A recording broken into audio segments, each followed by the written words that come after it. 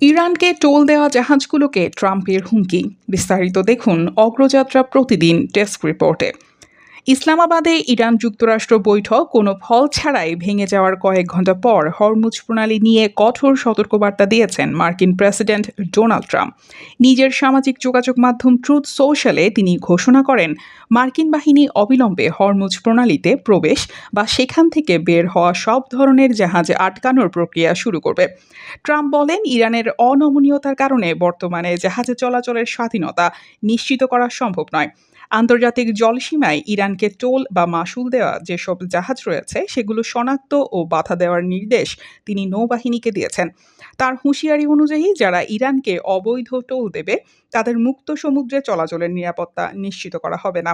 এই ঘোষণার পর মধ্যপ্রাচ্যের গুরুত্বপূর্ণ নৌপথ হরমুজ প্রণালীতে উত্তেজনা আরও বেড়েছে। ডেস্ক নিউজ, অগ্রযাত্রা প্রতিদিন। অগ্রযাত্রা প্রতিদিন, নির্ভীক প্রত্যয়ে উজ্জীবিত।